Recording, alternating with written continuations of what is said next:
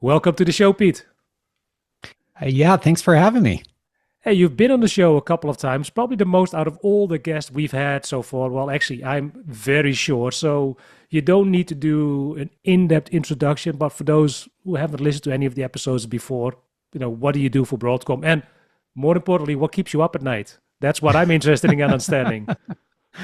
No, it's a fair question. Yeah, so for those who are not familiar with me or my role here at Broadcom, I'm a part of the vSAN product team, and I really am. Actually, I'm part of a larger team of technical marketing folks, and the goal there is really just to provide material to help our customers really better understand the products, why we do things the way we do, and why it really matters. So ultimately, that's my main goal. And of course, I interact with product managers and the field folks, customers, and developers as well. So it's certainly a fun job, and I think I'm just coming up on 10 years here. So yeah, it's a little surprising. So I'm probably going to fill in what keeps you up at night because I'm pretty sure I know what keeps you up at night, and it's misaligned diagrams in a PowerPoint deck. I'm pretty sure that that's the one because I know you and I know how much time you spend on creating these decks. So misaligned diagrams, whenever you see those, that probably bugs you the most.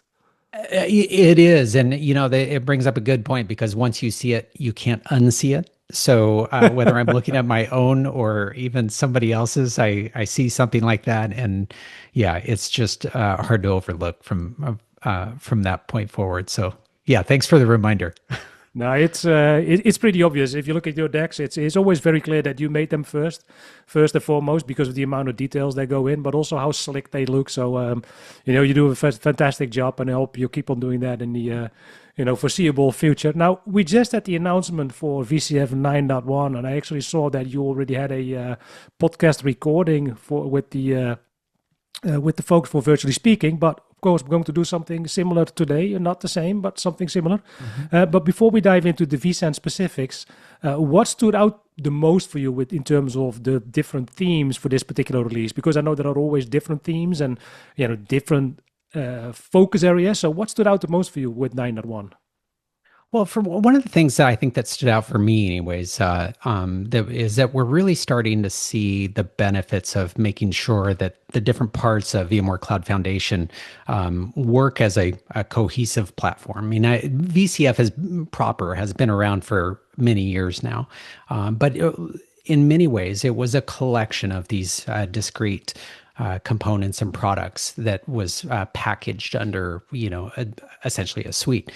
But now we have capabilities and features and potential here that is really bridging across these different components. So, for example, something like vSAN's new native S3 compatible object storage, which I'm sure we'll be talking about here in a few moments, but that's using VCF automation to provide some of that multi-tenancy that is so important on native S3 compatible object storage. You have other things like, vSphere tags that have historically just been a part of vSphere, but now they're an integral part of things like networking and firewalling and even data protection capabilities. We've introduced that within vSAN protection and recovery. So you're seeing this sort of cross pollination of capabilities, really more so now because it's now seen as a much more cohesive platform, and everybody wins in that sort of situation. Yeah, I think that's a fair point. And I fully agree in terms of the level of integration. I think 9.1 actually brings it to a whole nother level, and I'm sure, we'll keep on enhancing that in the foreseeable future. Now, when we talk about vSAN specifically, I know there's a lot of interesting functionalities and features that are part of this particular release. I think one feature that a lot of customers were waiting for to go GA was a feature that we tech previewed, which was Global Dedupe. Maybe you can talk us through what we've introduced for Global Dedupe and, of course, also what we've enhanced in terms of compression, because that was also a big announcement, and what customers can expect from it. Now, I know you're not going to guarantee any, deduplication ratio, but maybe you can explain more or less what customers can expect. Sure. Yeah, most certainly. So In VCF 9.0 or in vSAN for VCF 9.0, we introduced global deduplication as a part of vSAN, but it was under sort of a limited availability. It was a technology preview of sorts, and you could get access to it under certain circumstances. Now with 9.1, it's fully GA, so it's going to be able to, frankly, support most scenarios and use cases. And we'll certainly touch on some of what some of the limitations are. But paired with that, we also did something interesting, and this came from our analysis of looking at data reduction capabilities and potential that vSAN has when engineering was doing some of our testing. And they recognized that for structured data, that things like databases and things like that, is that we had an opportunity to greatly improve overall data reduction capabilities through some improved compression. And so the first step in that really for us is transitioning or introducing another compression algorithm. Now, historically, we've always used LZ4 as the de facto compression algorithm for vSAN. And this was ideal because it was, really fast and that's sort of what you want with storage and so forth. But times have changed and there's been introductions of new algorithms that are much more tunable. And one of them is known as the Z standard compression algorithm. And so we've introduced that as a second algorithm for compression in vSAN in VCF 9.1. And that's where you're going to see paired with deduplication, some pretty significant capacity savings there when you compare it to previous versions. Now, your mileage may vary, of course, just with any sort of opportunistic space efficiency feature. So I'm not going to go down that road of making any promises. But what we have noticed really when we first introduced this new algorithm was that we were able to tune it in a way where there was essentially little to no material impact on the performance of the VMs. So as a result, we've decided to make vSAN easier, and we simply now have that as a cluster-based feature that's always on. So you don't need to try to figure out if you should be using it or shouldn't be using it. It's going to be applicable to all of your workloads running in the cluster. Yeah, I think that is the way to go. Now, from a global deduplication perspective, I know there were some limitations in the tech preview. Things like stretch clustering wasn't supported, encryption wasn't supported, and if I also remember correctly, we had a limited cluster size that we supported. So did we actually lift those limitations, or how does it work? Does it actually work with things like stretch clustering and encryption? What are the limits these days? Yeah, so we lifted essentially all of the limitations with the exception of two. Right now, global deduplication does not support stretch cluster topologies and two-node clusters. So the other limitations about networking and cluster sizes, those have all been lifted. So you can have a 64-host vSAN cluster if you want running deduplication. Now, it makes sense, when you might think you might have the question of, well, why is this limitation there initially for stretch clusters? Well, it makes sense when you think about how data is placed in a stretch cluster. I mean, the idea of that is high availability in the event of a site or a fault domain no longer being available. Yet you're introducing a technology that's trying to deduplicate the data in the first place. So we have to make sure that the system is fully aware of these very discrete fault domains so that if you do have a failure in one of the sites, we can make sure that deduplicated data remains available. So the good news is that we're working on this right now, and hopefully that will come sometime in the future. Yeah, I've already been pushing the product manager to get this supported, especially the product manager for stretch clustering. I've been bugging him a lot. Now, another thing when it comes to efficiency that we've introduced was the support for QLC. So maybe you can explain, first of all, probably what QLC is all about, but then secondly, why is it important for vSAN?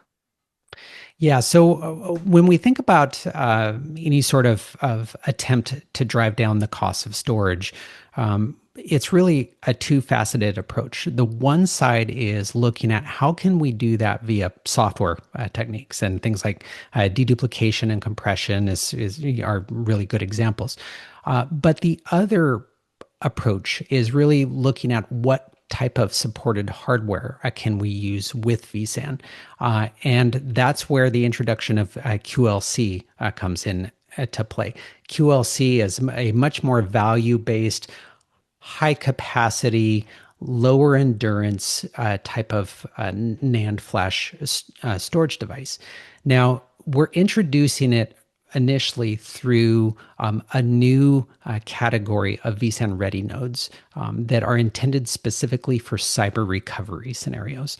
And we're doing this because of the characteristics for QLC. We want to make sure that it's not in an environment where there's a lot of I/O, there's a lot of transactions going back and forth. It's really purpose built for some of these environments where you don't have quite as much read and write activity.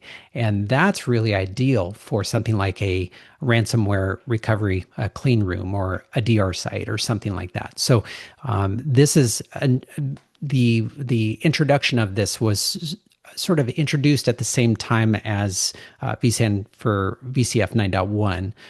And you can see those out there. Hopefully we'll have a link in the show notes that will point folks out to these locations. But it really offers a great new opportunity to drive down those costs for some of these recovery environments. Yeah, now that we're on the topic of recovery environments, I may as well ask the question straight ahead. So, what is this ransomware recovery thing about? I know we've introduced a couple of things in this particular release, and we already had some capabilities in terms of ransomware recovery for cloud-based environments, so from on-prem to cloud. But now we've also introduced something for on-prem, and we've added a whole bunch of features actually. So maybe you could talk us through that straight away. What is it about? Yeah, yeah. No, look, I think it's a topic that's a great opportunity for another episode. So I look forward to seeing that soon as well. But I think just in a nutshell, what we're looking at here is that we understand that for certain recovery scenarios, you have different kinds of disasters, so to speak. So one could be the source site is no longer there, and that's where something like Site Recovery Manager has historically been the solution for us. But then there's these other kinds of scenarios where you have something like a cyber attack, a ransomware recovery scenario, and that the need for keeping things available and up is still there, but it's kind of different in what it really requires. And that's where we have the cyber recovery solution that is a part of what we call the advanced cyber recovery, or ACC, add-on within VCF. Now, historically, when it came to ransomware recovery, we always required the cloud for that sort of ransomware recovery scenario. And, in a way that made sense. You could have your data sitting out there and ready to go in the event of some sort of ransomware scenario. But maybe the most significant bit of feedback that we received almost universally across our customer base was that they're like, that's great, but we can't use the cloud for that sort of thing. We need it on premises. We need it customer owned. And so in vSAN for VCF 9.1, we've introduced the ability to have this on-premises, customer-owned recovery site for ransomware recovery. So now you can do both disaster recovery and using Site Recovery Manager, as well as mitigating against ransomware attacks using cyber recovery. Yeah, I think the feature itself is used, and as you mentioned, I'm probably going to have a dedicated podcast on this topic. I'll probably ask Valina if she wants to join, because I know she's very excited about it. And of course, as a product manager, she's responsible for it. Now, there was another feature which I think was significant that we announced, and I'm not sure if it's going to be available in 9.1 or if we just announced it, but maybe you can talk us through that. It's the introduction of native S3 object storage as part of the platform. Now, On this one, I'm also going to promise that I'm going to do a dedicated episode. I'll ask one of the PMs to join us, but maybe you can just introduce us, go over the basics, and what can we expect and when. Sure. Yeah. Talk about a capability that has been in high demand and certainly requested a lot from our customers. So it's certainly nice to see. In 9.1, and in fact, it's going to be in a patch release of 9.1, we are introducing native S3 compatible object storage as a technology preview, sort of a way for you to just get an introduction to the capabilities itself. But one of the things to keep in mind here about our solution here is this is a solution that is built right in to the product. We're not licensing or using anyone's technology. So the result is that you can run block, file, and object on the very same cluster. And that's really important to think about, and was really basically a direct bit of feedback that we received from our customers. That's what they wanted, and that's what we are actually giving them here. Now, oftentimes with object storage, you're talking about a lot of data, and perhaps multiple consumers of that data or tenants. So we wanted to also make sure that we had the sort of the framework in place that would allow you to be able to have a multi-tenant environment. And that's where we've introduced the notion of multi-tenancy through VCF automation. That's going to be where, in fact, you initially configure the object storage services initially, even though it's an actual function of vSAN. The basic configuration is going to be through VCF automation. And that's also going to be where you're going to be delegating the responsibilities from the respective administration roles that you have within VCF automation.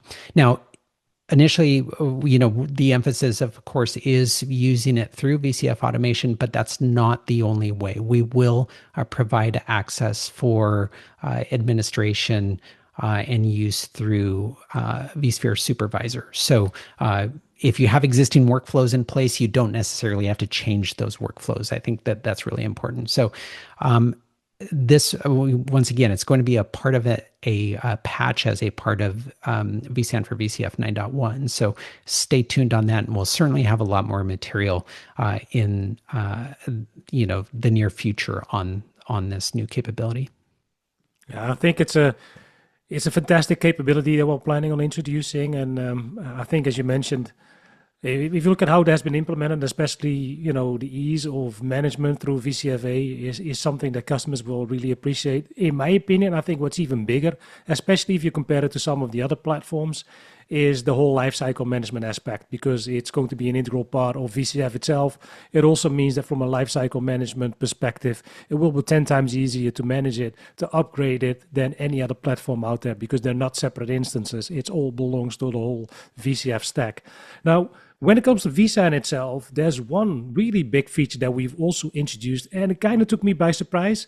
And when I first saw the deck that you were developing, I was like, what is this order rate thing about? I knew about order policy-based management, etc., but order rate, I had never heard about it. So maybe you can explain us what it is and what it will actually mean for customers, because I think this is probably one of those features that no one really saw coming, considering what we've been talking about so far. Yeah, honestly, Duncan, I think this might be my favorite feature of the release. It's and the reason why I say that it's that it's not only about making sure that the data has the highest level of resilience applied within a cluster, but it also helps us simplify things on how we share with the customers how much data they're using, how much free capacity do they have as a result, and so forth. So it's a really, really important new capability. Now, for many of our customers, they may be familiar with auto policy management, which was introduced a few versions ago. And this was something that was a sort of an incremental improvement to help the existing notion of storage policies, to make sure that you had sort of the correct storage policy running within a given vSAN cluster. And it worked pretty well, really, for many use cases, but it did have some limitations because of sort of the characteristics of storage policies themselves. So we needed to kind of revisit it and look at it in a very new way. So what AutoRate is, which is really the successor to auto policy management, is that it is a brand new system managed way to guarantee and apply the highest level of resilience to all of your data across the data store within the cluster. So, you first may think, well, wait a minute, are storage policies going away if that's the case? No, absolutely not. You can still control things like IOPS limits and object space reservations using storage policies. But when it comes to resilience, what it's going to do is that vSAN is going to look at the characteristics of the cluster, whether it be the host count or the topology type, and it's going to automatically apply the highest level of resilience. And what's really interesting about this, and quite a distinction between this and auto policy management, is that you could have dozens of vSAN clusters of all different shapes and sizes with managed by the same vCenter server, and they can all be controlled by a single storage policy. It's going to delegate and sort of abdicate that responsibility of system resilience to the cluster itself. So when you look at the storage policy, when it comes to resilience, it will just say, oh, managed by AutoRate. And then that cluster sort of takes care of the rest. And that's one of the things I think that shows up so much. And this paired with that and significant testing, which is one of the things I had to do when researching this feature initially, was that it just works, and it works extremely well under a wide variety of circumstances. Even an initial bootstrapping of a vSAN host when you're first building up a cluster, you don't have to do a forced provisioning, storage policy rule or anything like that. It just automatically adapts. Now, the second element to this, and the reason why I believe it's so important, is that it is what allows us to make sure that capacity management is rendered in such a way that is very similar to what you're used to managing with traditional storage. Historically, we've always used, sort of raw capacity for not only showing how much capacity you have, but how much is being used. And it was a little confusing, but there were reasons why we had to do that. But what AutoRate does is it gives us the ability to make sure that we can take care of all of the overheads for the customer, so that now the capacity management will show effective capacity. So what you see on the effective capacity view within vSAN in 9.1 is what you're actually going to be able to use. And that's a very different approach, and one that I think is a welcome, sort of a welcome change for us. Yeah, I think that what you mentioned in terms of that you can use it across many different clusters, but each of them individually having their own specific policy capabilities applied, I think that is something that is huge. I've seen some customers actually creating just like 3 or 4 policies and then applying those policies across all of the clusters that they have. And when they would change one of those policies, it would impact all of the different clusters. So I think that thing alone, makes it worth at least considering using this. So I think that's it's a bigger feature than it actually sounds like at first. And I think that it probably takes some time for customers to get used to the fact, but it's a big thing. Now, the other thing which I also thought was interesting is that we've also started introducing a level of integration between OSA and ESA when it comes to data store sharing or vSAN storage clusters. So maybe you can explain what that is about, because that also took me by surprise. I didn't see this one coming, knowing that the architectures are so different.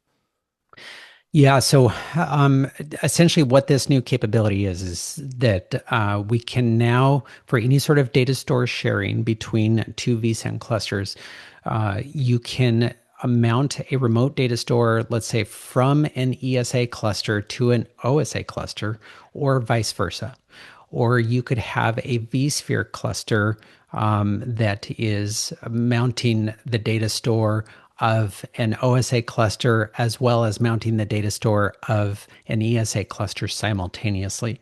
In previous editions, we could not do that. You had to make a choice.